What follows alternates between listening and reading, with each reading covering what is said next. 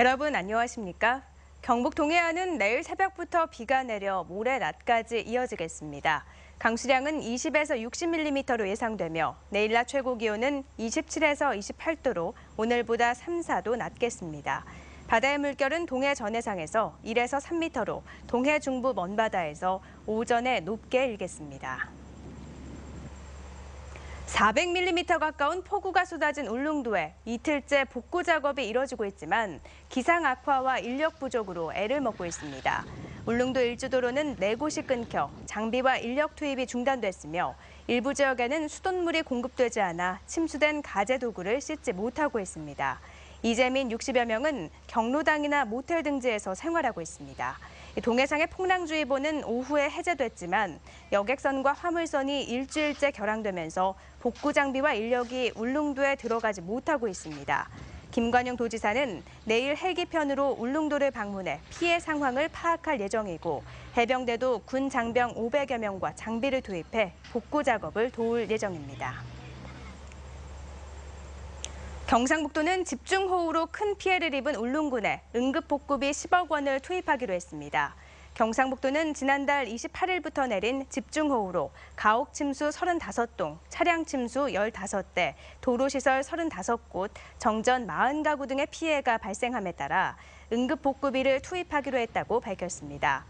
울릉군은 공무원과 주민자율방재단 등 인력 400여 명과 굴삭기 등 장비 18대를 동원해 복구에 나서고 있지만 여객선 운항이 중단돼 외부 지원을 받기 어렵고 일주도로 5곳이 무너져 통행에도 지장을 받고 있어 복구에 어려움을 겪고 있습니다.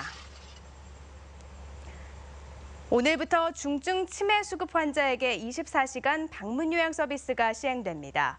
국민건강보험공단은 오늘부터 장기 요양보험 1, 2등급 치매 환자와 함께 사는 가족이 치매 환자를 돌볼 수 없을 때 요양보호사가 수급자 가정을 방문해 돌보는 24시간 방문 요양 서비스를 시행한다고 밝혔습니다. 이 서비스를 신청하면 요양보호사가 수급자의 가정을 방문해 24시간 동안 일상적인 돌봄 서비스를 제공하는데 하루 이용료 18만 3천 원 중 19,000원만 이용자가 부담하고 연간 최대 6일을 쓸 수 있습니다. 또 이용기간 중 1회 이상 간호사가 수급자의 가정을 방문해 응급 상황에도 대비할 수 있도록 했습니다. 포스텍이 내년 입시부터 학과 구분 없이 단일 계열로 모든 학생을 선발합니다. 학과 구분 없이 입학한 학생들은 1년간 다양한 학과를 탐색하고 선배 교수와 교류하고 진로를 고민한 뒤 2학년 때 전공을 결정하게 됩니다.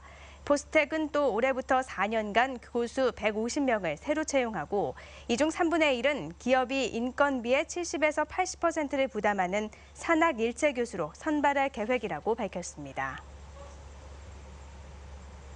고3 학생과 졸업생을 대상으로 하는 전국 대학 수학능력시험 9월 모의평가와 1, 2학년을 대상으로 하는 전국 연합학력평가가 지역에서도 실시됐습니다. 모의평가는 도내 147개 학교와 4개 입시학원에서 2만여 명이 응시했고 학력평가는 도내 140개 학교, 1, 2학년 4만여 명이 응시했습니다. 특히 모의평가는 대학 수학능력시험을 77일 앞두고 수능 난이도를 측정해 볼 수 있는 마지막 시험이어서 12일부터 시작되는 수시 모집 원서 접수에도 중요한 자료가 될 전망입니다. 포항 북부경찰서는 혈중 알코올 농도 0.366%의 만취 상태로 차량을 몰다 사고를 낸 뒤 도주한 혐의로 42살 박모 씨를 검거했습니다. 경찰에 따르면 박 씨는 지난달 31일 새벽 1시쯤 포항시 용흥동의 한 교차로에서 자신의 SUV 차량을 운전하다 다른 승용차를 들이받은 뒤 그대로 달아난 혐의입니다. 사고 당시 사고를 목격한 시민이 도주 차량을 추격하며 경찰에 위치를 신고하자 출동한 경찰은 도주로를 미리 파악하고 차단해 박 씨를 긴급 체포했습니다. 오늘 새벽 6시 20분쯤 포항시 구룡포읍 앞 70m 해상에서 높은 파도에 떠밀려 표류하던 23살 김모 씨와 이를 구하려고 구명조끼를 입고 들어가 튜브를 건네주고 함께 표류하던 펜션 주인 55살 김모 씨가 해경에 무사히 구조됐습니다. 김 씨 등 일행 6명은 구룡포의 한 펜션에 놀려와 물놀이를 하던 중 파도가 높아져 물 밖으로 나오려다 김 씨 혼자 빠져 나오지 못하게 되자 일행 중 한 명이 해경에 구조를 요청했습니다. 제10대 경상북도의회 후반기 특별위원회 구성이 마무리됐습니다.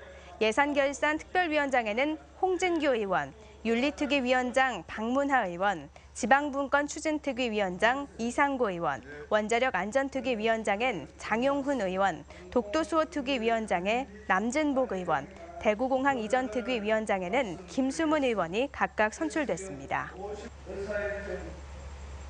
영덕군은 올 연말 고속도로가 개통되고 내년에 철도가 완공되는 등 광역교통망이 구축됨에 따라 이에 걸맞는 사업 68건을 발굴해 추진하기로 했습니다.